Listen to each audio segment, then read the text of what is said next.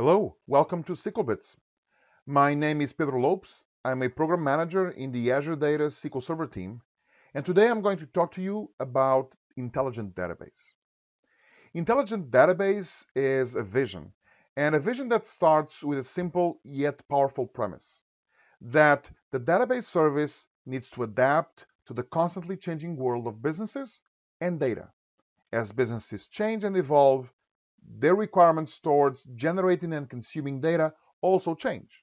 So the intelligent database vision sits on several pillars, one of which being anxiety-free upgrades.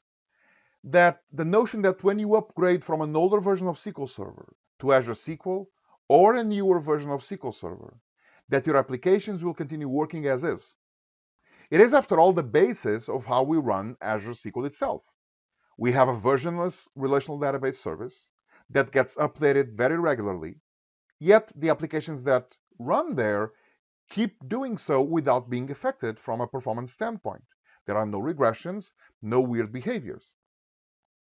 Not only do we have the necessary gates in place to ensure that doesn't happen, and those take form in what you see there as a database compatibility level regression protection, but also in specific features that, in case there is a regression, that the database service can automatically understand those are occurring and recover from it, for example, with automatic planned regression correction. But it's also about an intelligent performance. Workload performance is extremely important to be consistent and predictable. This consistency needs to be ironclad on the same system, for example, with an in-place upgrade, but also across compatible offerings, both in SQL Server, but also in Azure SQL or Azure SQL VM. All those compatible offerings need to have the same level of consistency and predictability. There's no need for rocket scientists to be running your data platform. So after all, advanced performance tuning skills are not a requirement anymore. You can provision databases in SQL 2019 or in Azure SQL Database without having to tune a single query or single knob. It just works, for example, with intelligent query processing. The engine also adapts to the very hardware architecture where it's running on. For example, ensuring that your CPU and memory resources are well balanced with auto soft NUMA. And to take your database workloads to their peak performance. SQL Server's in-memory database technologies allow you to have sub-millisecond response times. Now, in-memory database technologies incorporate hybrid buffer pool and memory-optimized MTB metadata, and in-memory LTP, or even PMEM support. Another one has to do with management by default. For example, in Azure, many customers don't even have a DBA. So it is required that the system is equipped with telemetry and alerts and recommendations in order to keep the service running at peak performance. And we can automatically manage your database index design, for example, and make sure it's current in what relates to your workloads requirements, or just provide advice on where you can improve even more. Or how SQL, the engine, can recover your database in seconds with accelerated database recovery. And this is also in SQL Server 2019. And in Azure, we even manage all data integrity checks. You get alert monitoring for data integrity errors, or we do backup and restore integrity checks. You have a whole suite of features that aim at automating some of the management tasks. And also gain performance insights with Query Store. It's a default in Azure. We're actually discussing for VNext of SQL Server to make it a default based on all the improvements that we've been introducing in SQL Server 2017 and in 2019. The latest of which in the latest CU for SQL 2017 and the upcoming CU for SQL 2019, we will have additional improvements to the Query Store in terms of scalability. And then we have a number of features that are built on top of this data that the Query Store stores, such as Query Performance Insights. And finally, security in depth 24/7.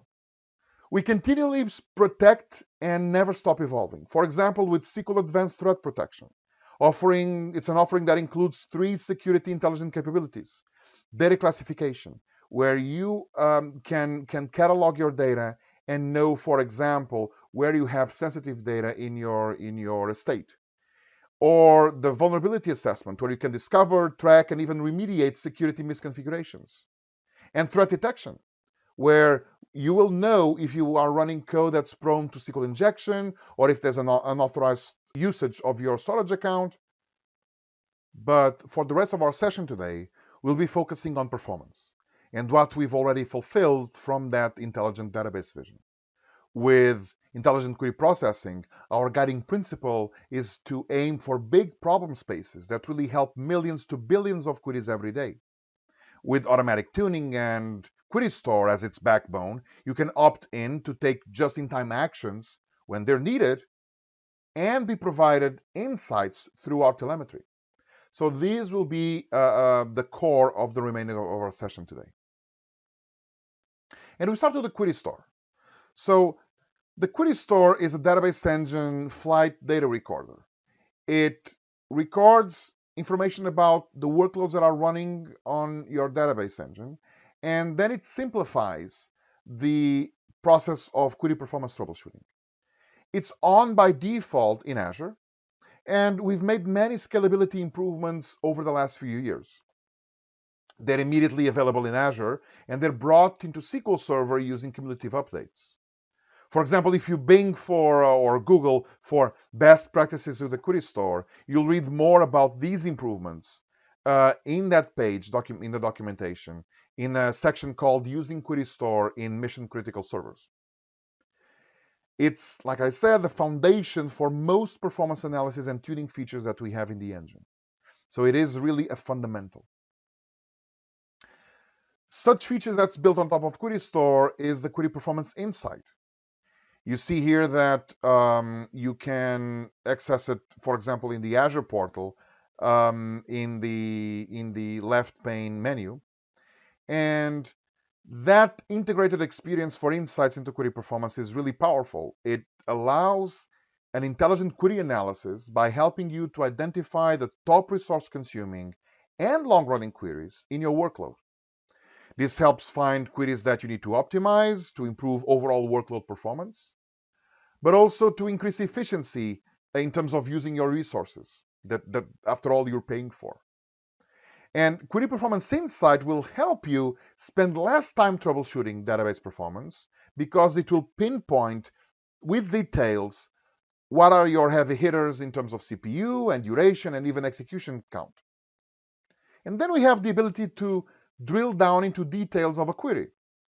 For example, I see this landscape here in terms of my heavy hitters, and I can go and click on that query there, and that gives me more detail. I can see the query text, and I can identify precisely what query I'm talking about. But I also can see the history for resource utilization of that query.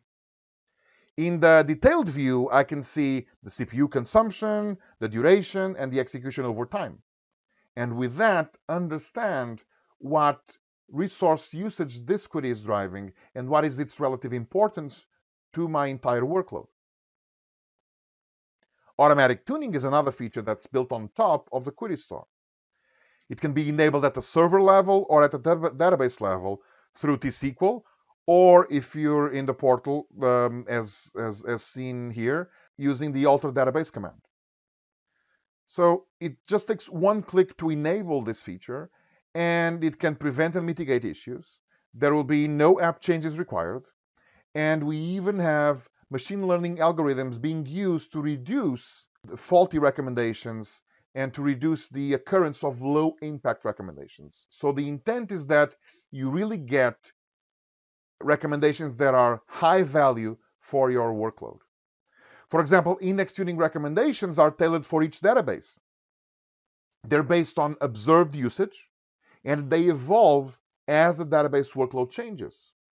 It supports create and drop index automatically, and that intelligent service that runs behind it can implement indexes, validate they are really, really optimal and provide a benefit for your workload.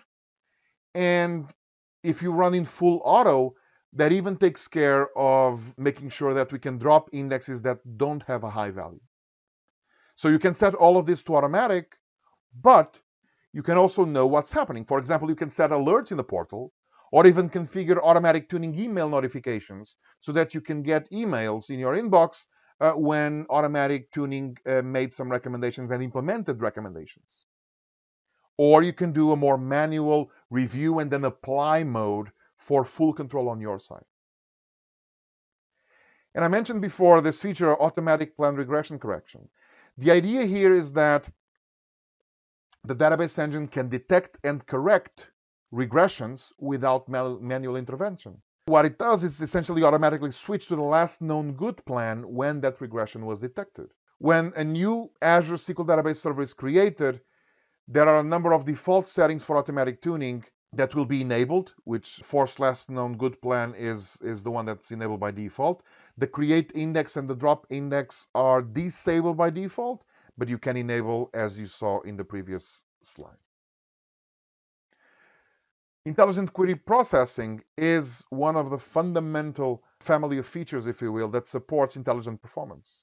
With intelligent query processing, you know that critical parallel workloads will improve when running at scale, while still remaining adaptive to the data that changes in your database. The intelligent query processing principles are simple. It needs to be available by default on the latest compatibility level setting. It needs to deliver broad impact across existing workloads with minimal or even no implementation effort, and we'll see some details on that. And critical parallel workloads will need to improve when running at scale while remaining adaptive. That means that whether you're in Azure or in SQL Server, the features that you see on the screen here that make up the intelligent query processing family that started back in SQL 2017 and then a lot more were released in 2019 are just there for you wherever you choose to run your database service. And real customers and businesses like you are taking advantage of these intelligent database features today. For example, Bank Itaú, as you see on the screen now, they actually leveraged intelligent query processing feature on a number of features, and they gained over 80% improvement on their critical business processes out of the box with no implementation effort. So as you see there, even features such as accelerated database recovery allow them to turn what used to be painful processes that ran in hours to a matter of seconds. So the intelligent database vision is taking shape today, and real customers are using it. Now, it's better than show you something than to talk about it. So we're going to spend the next few minutes actually looking at demos of several intelligent query processing features for you to really visualize the power and the improvements that these can bring into common pain areas, or used to be common pain areas, when you run your database service in Azure SQL or in SQL Server. For the intelligent query processing demos, I'm going to be using SQL Notebooks in Azure Data Studio instead of my usually go-to Transact SQL scripts in SSMS. And the reason I'm doing this is that I've really come to like SQL Notebooks in the sense that I can almost create a documentation page or a self-guided demo with observations and notes and even screenshots of what you should be looking at. So it's really useful for you to look at these demos offline, even if you're not in a position to run the code by yourself. The T-SQL scripts exist. They're in our GitHub, as well as these notebooks, and you'll see the link at the end of the session so you can get them yourself. So without further ado, let's look at the first demo. We start with batch mode on row store. Batch mode has been around since the inception of column store. And batch mode operators can process data more efficiently by working on a batch of rows at a time rather than singleton rows. This is especially useful for analytical workloads. But sometimes column store is not an option. You may have OLTP sensitive workloads. You may lack vendor support to implement column store in a database that doesn't have column store. Or you may even have interoperability limitations, such as you have triggers in your database, or you have persistent computed columns that column store is just not an option for. So that meant until now that if you couldn't have a column store, you couldn't use batch mode, even though we know it's more efficient for analytical queries. With SQL Server 2019 and Azure SQL Database, that is no longer an issue. We can use batch mode execution for analytical workloads without requiring column store indexes. And this is available both for heaps and B trees. So it's all encompassing here.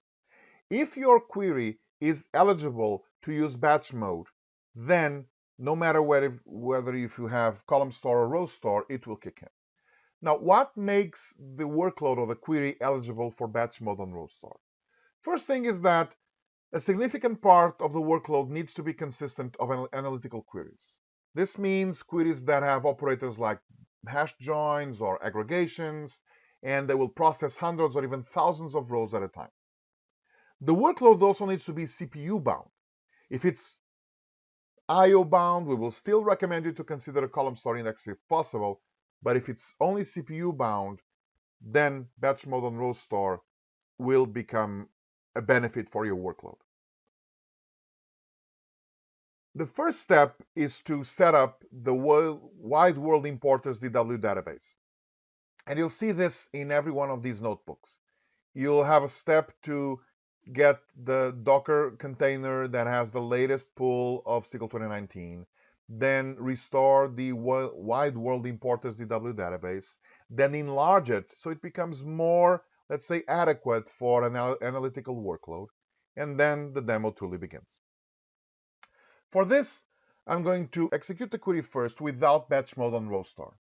That means setting the database to 150 compat mode, and I will also be using a hint to disallow batch mode. I want to show you, let's say, the legacy behavior, a behavior that would happen if you don't have batch mode on row store kicking in.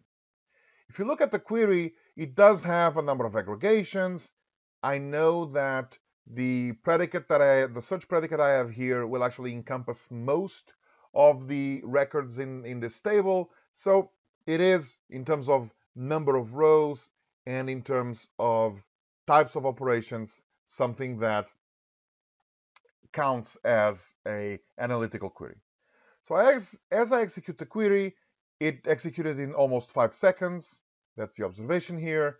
And if I look at the plan, notice the time that I spend in each operator.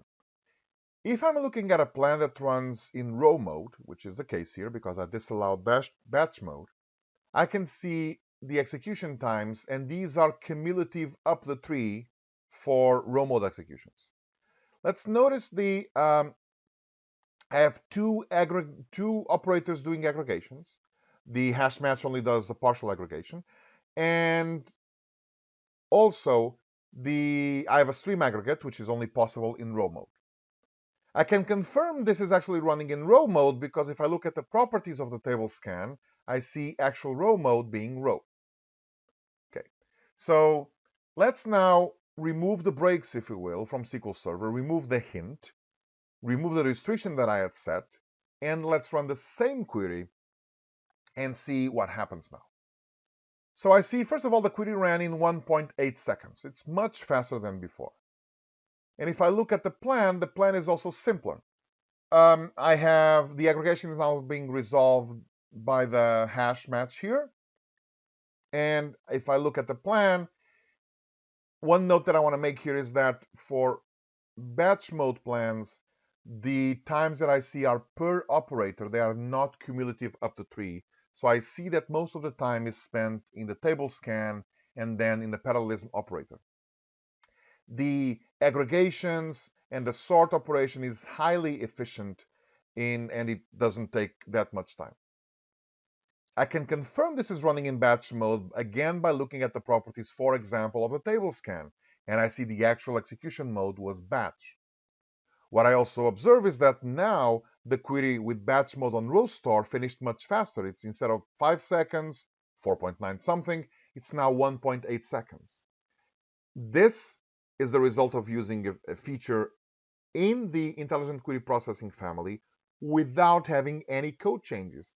My application was running that query, it continues running that query, but because now I have a version of the engine in the appropriate DB compat, that allows this feature to kick in if the query is eligible, it just does. And I get the benefit without having the overhead or the implementation cost.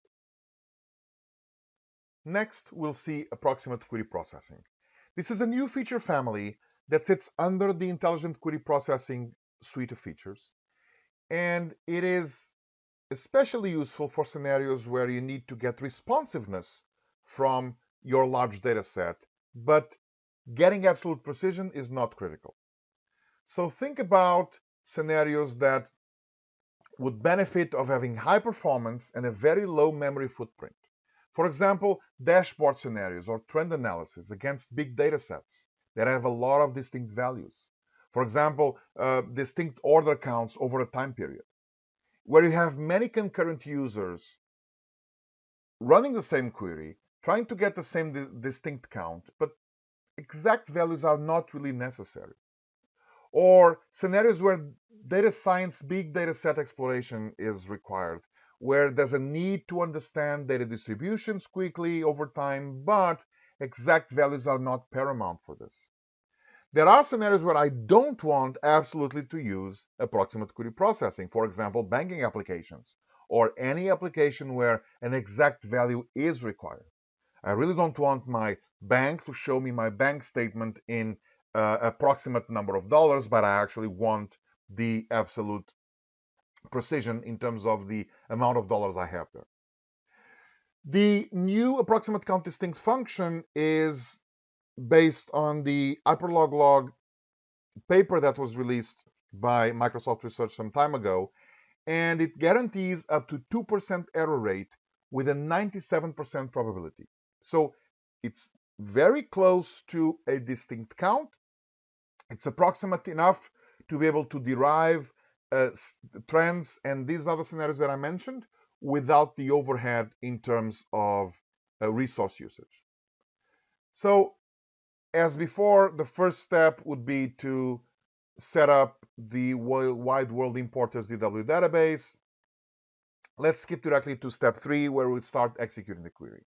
And the first example, we're going to execute the query with select count distinct. So up until SQL 2019 and Azure SQL Database, this is the only way to get a distinct count from my dataset. I'm also going to use the hint to disallow batch mode because I want to isolate the benefits and actually the behavior of the count distinct and then the use of approximate count distinct by itself. So as I run this first query, I see that I returned 29, the count distinct is 29.6 million rows, and this was executed in approximately 4.6 seconds. Now I run the query counterpart, but now using approximate count distinct instead of the count distinct notation. I see that it runs in around 3 seconds. It is better time, although elapsed time improvement is not the main factor for using something like approximate count distinct. I do see that the result is 30 million, 30.3, so it's very close to the absolute number. And if you do the math, you'll see that the approximate count distinct is 97.49% of the exact count. So the probability is within the expected parameters. The elapsed time, as I said, is slightly less in the approximate count distinct, but time or being faster is not necessarily the goal for this. The goal is somewhere else. Let's observe the query execution plans for these queries. You see the plans here, the select count distinct in the top, the approximate count distinct in the bottom. And one thing I want you to keep in mind is, by the way, is that the cost percentage that you see here is just something that's, even though this is an actual plan, it's derived from the estimations. So don't really use this percentage number as a measurement of comparison between these plans. In this feature or in any feature, by the way. Okay, so that note put aside, what I want to show you is if you look at the memory grant for each of these queries. The one that I see on the left side here is the count distinct, where I see the memory grant is 2.2 gigs. And I see that for the approximate count distinct is only 200 bytes. Now, this is a huge difference. And being so efficient in terms of memory, this is a drastic improvement for these scenarios that getting the approximate count distinct is good enough. And these queries are probably being executed concurrently a lot of times by different clients. So this very high rate of execution, but now only taking 200 bytes of memory, means that I'm not blocking potentially other workloads. It also means that I'm able to have business critical workloads running concurrently with these intensive queries that are all getting these counts recurrently. And now let's look at memory grant feedback. Memory grant feedback, what it does, it adjusts memory grant sizes from execution to the other subsequent execution to improve memory usage.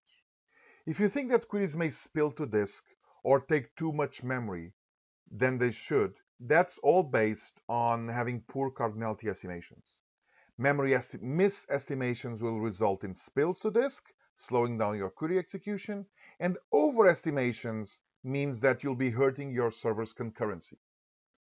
Memory grant feedback will adjust the memory grants based on the execution feedback so that the subsequent execution improves this and either does away with memory misestimations or overestimations. This was available only for batch mode in SQL Server 2017, or if you use DB compat level 140, and is now available also for row mode if you're using DB compat 150. In essence, being able to use this feature means that the engine will automatically remove spills and improve concurrency for every repeating query. It starts by setting up the wide world importers DW database. I'm going to obviously skip that. Let's move to the specific step for this demo. I will artificially skew cardinality estimations here by fooling statistics. Obviously, this is for the sake of the demo. I want to show you an inefficient plan in terms of memory estimations. And now that I've done that, I'm going to execute the query that you see here, and I'll observe the query execution plan. So I can see that I retrieved 66,000 rows in approximately 43 seconds. And if I look at the query execution plan, I see there's a yellow triangle here, which means a warning. This warning on this hash match means that the hash operation has spilled to disk. And if I would hover over it or look at the properties, I would see this here. And this is telling me that this operator has spilled 52,000 pages to disk. And then it obviously had to read those 52,000 pages from tempdb. So this means that this operation having to resort to tempdb really slowed down the query performance. And this is a sizable spill, so it's a lot of I/O. If I click on the select node and I look at the properties for the entire plan, and I look at the memory grant properties, I see that the memory that was granted was only 1 megabyte. So this is based on the estimations that I got, and the estimations that I got are coming primarily from statistics. And keep in mind that I really fooled SQL Server by severely skewing the statistics. So this is also to say that statistics and accurate statistics are super important for accurate estimations. Okay, I also have a new property here. Is memory grant feedback adjusted? And it's telling me no, it's not adjusted because this is the first execution of the query. Fine. Remember that this is a good feature to remove memory misestimations or overestimations for recurrent queries, for queries that execute several times. So this was the first execution. I'm going to execute the same query again. And now if I look at the plan, let's scroll further down, I see that immediately on the second execution, I no longer have the warning there, which means that I no longer have this spill to tempdb. And this is actually noticeable in the I/O because between the first and the second execution, the elapsed time dropped from 43 seconds to just 5 seconds. And if I click on the select node, and look at the properties, let me scroll further down, I see that now the memory grant is just over 600 megabytes. So yes, it's been adjusted, but yes, it's still adjusting. It hasn't reached a stable state. On the third execution, if I look at the properties, I see that's already stable because the third execution used the same memory grant, so now it's achieved the stable state. This is just, and then I'm going to reset the skewed statistics. This is another example of a feature that automatically kicks in to improve your workload, and there is zero overhead in terms of implementing the feature. I just bump DB compat, and the feature starts working on the behalf of my workload. Now let's look at scalar UDF inlining. This is a feature that was introduced in SQL Server 2019. And what it does is that it allows the engine to inline certain constructs that you can't find inside scalar UDFs in order to improve the quality of the plan and therefore the quality, the performance of the execution. T-SQL scalar UDFs are a very elegant way to reuse code. I mean, we ourselves have been evangelizing that or had evangelized that for many years because developers really like to write once, use many. So code reuse and modularity across SQL queries is a big benefit. Some computations, like complex business rules, are easier to express in an imperative format in the UDF rather than a relational format. So it's also another reason why scalar UDF functions are so useful and so popular. It also helps in building up complex logic without requiring expertise in writing complex SQL queries.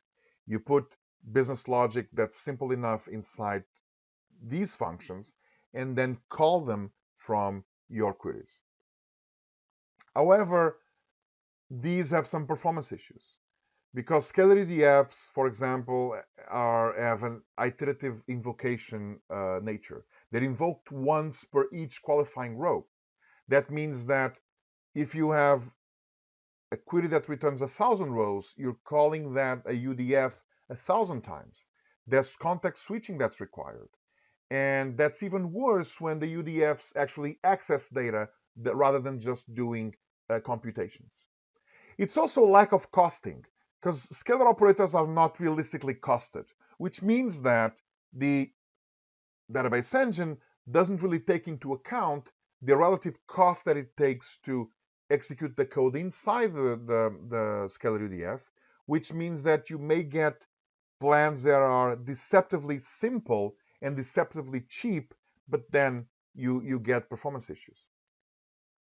By the way, they're also, in terms of their execution, using scalar UDFs disallows parallelism. In other words, if you use scalar UDFs, you are inhibiting a query from going parallel, even if it would be otherwise a benefit.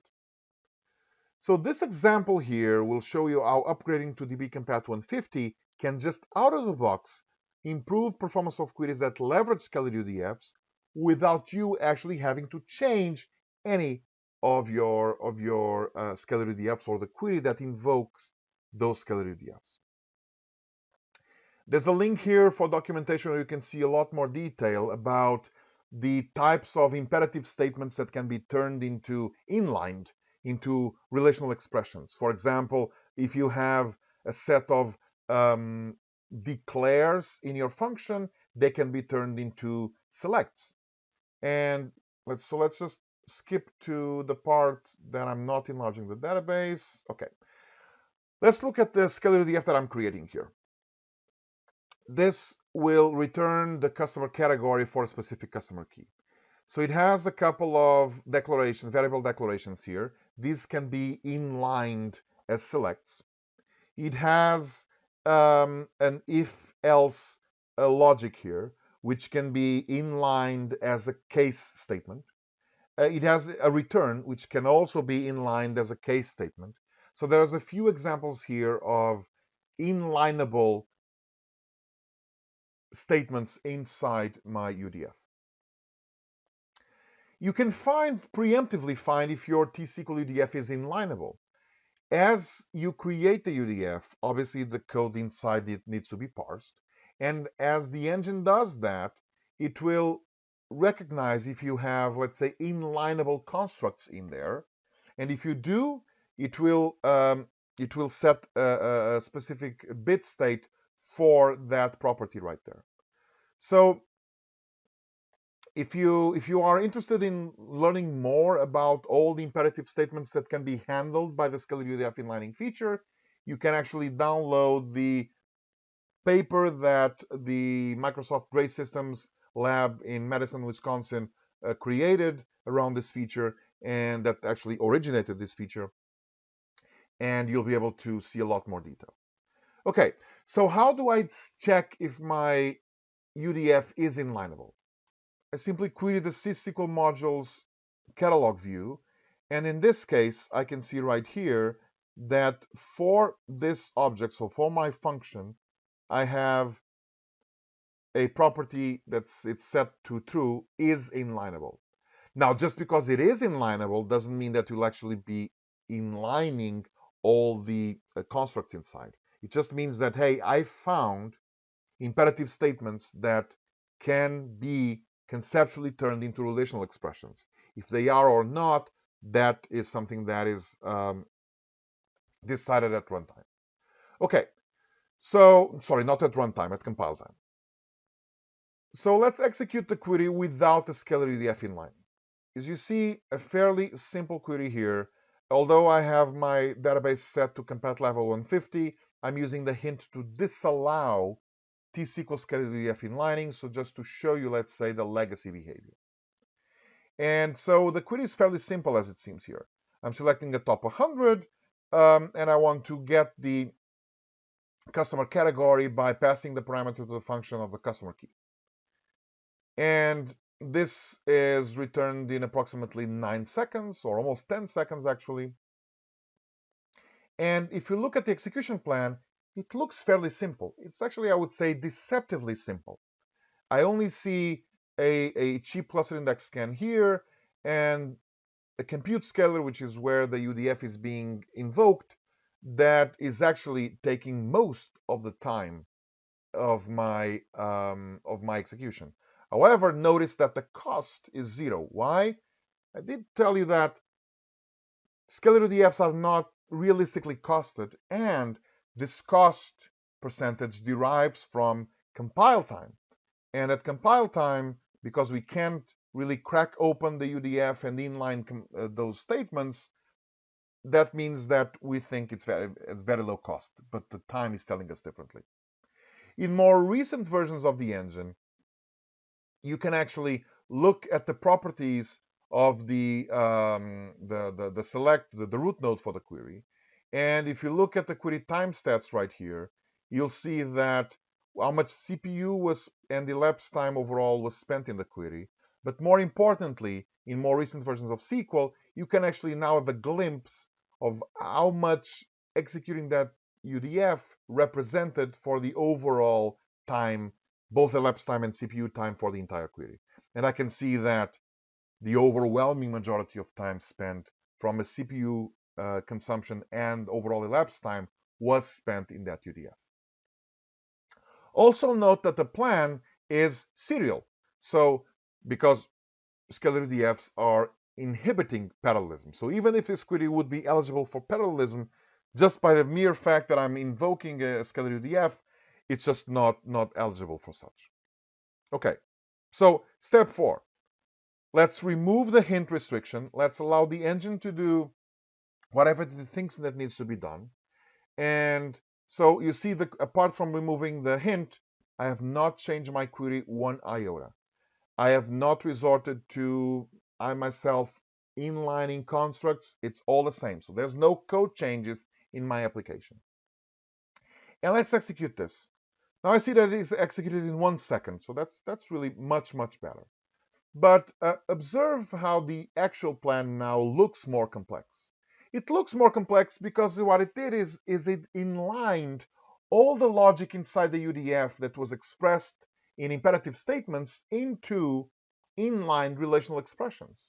And because it inlined all that logic, now it was also able to optimize the plan adequately.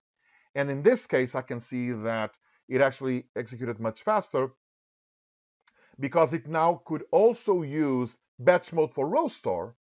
And these two features working together brought this query down from 9 seconds to just under 1 second elapsed time. So this is really good. If you look at the query time stats property of the select, you see a couple of things here. You see now obviously the CPU is just 1.1 seconds, and that's the same as the elapsed time.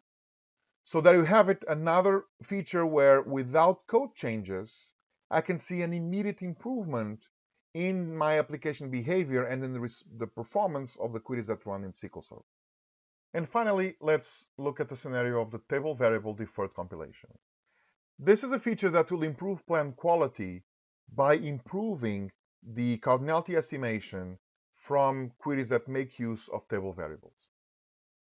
This example will show you how upgrading to dbcompat 150 can, out of the box, just improve performance due to this feature when your workload is referencing table variables. Let's think about the legacy behavior for table variables. Up until SQL 2017, or if you are using dbcompat 140, even in Azure or in SQL 2019, the behavior is that a statement that references a table variable is compiled with all the other statements, even before the table variable is populated. And because a table variable is an object that does not exist at compile time, that means that there are no statistics available, which means that the engine uses a fixed heuristic, a guesstimation, if you will, of just one row to then carry on with the query optimization process. Now, if you have just a handful of rows or maybe a couple of dozen rows in that table variable, you'll likely not see a lot of difference between having accurate estimations or having this heuristic of 1. However, if you have table variables that have a lot more rows, you'll quickly see that you'll likely have an inefficient plan. Because the plan was creating assuming there was only one row in the table variable, you have a lot more, and that then can lead to an inefficient execution. Using this feature with the 150 compat level means that when during compile we find a table variable that doesn't exist, then the compilation of the table variable is deferred until the first execution of the statement. And then we actually will use the number of rows with which the table variable was populated in order to resume the compilation optimization process, and with that have a more robust, a more accurate plan for our execution. So let me skip again the setup part of the database and move to execute the query here without resorting to the feature table variable deferred compilation. How? I'm setting the dbcompat level to be 140. This maps to SQL 2017, for example, where table variable deferred compilation is just not present. So I can see that I have my table variable here.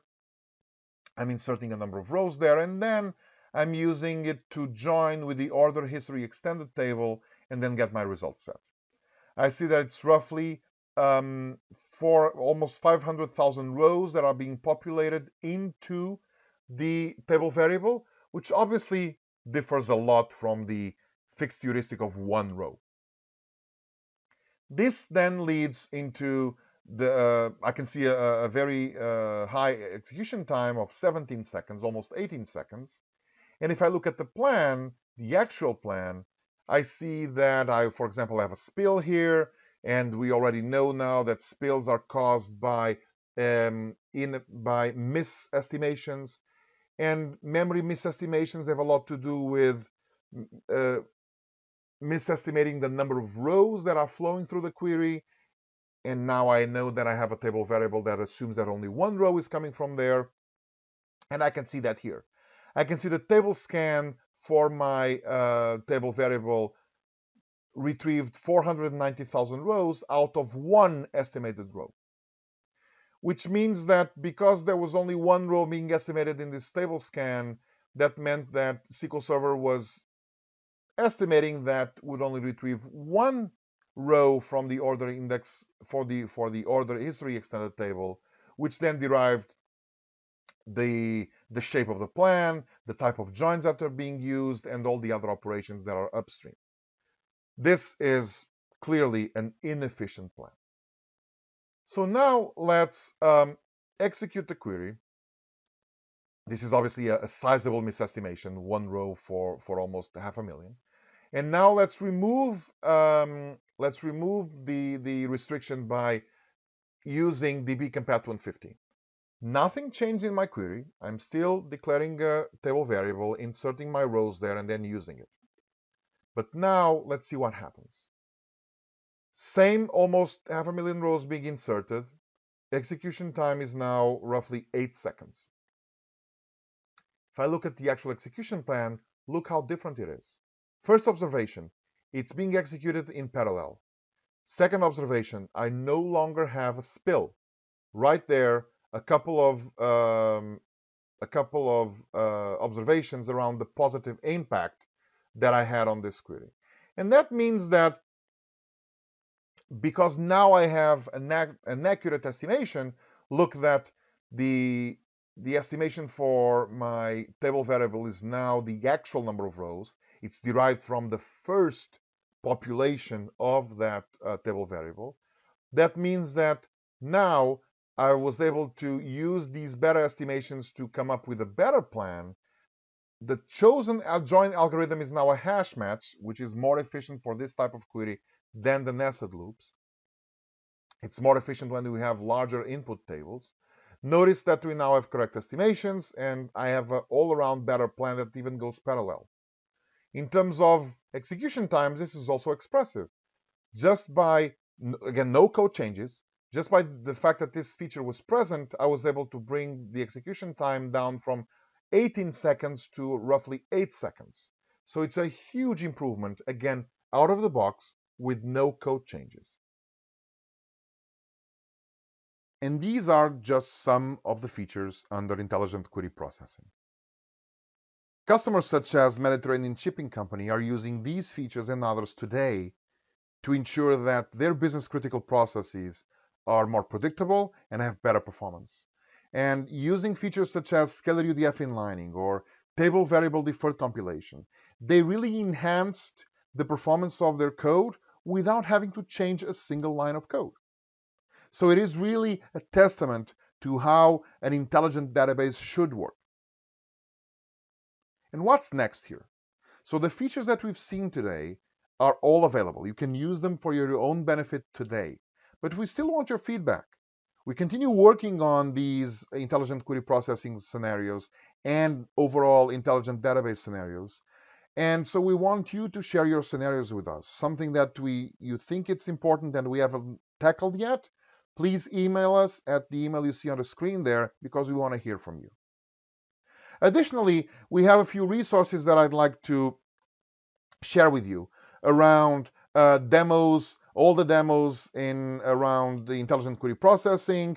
And shameless plug here, we wrote a book about a lot of these features and a lot of scenarios that, while not being covered by intelligent query processing, you should know how to tackle them in terms of performance characteristics. And finally, if you can't remember anything else, remember the last shortcut on the screen there, aka.ms/x SQL shortcuts. This is a treasure trove of documentation pages and other resources that are buried in long URLs, but they are really important to keep handy. So we've created kind of this one shortcut to rule them all. Thank you very much and enjoy SQL Bits.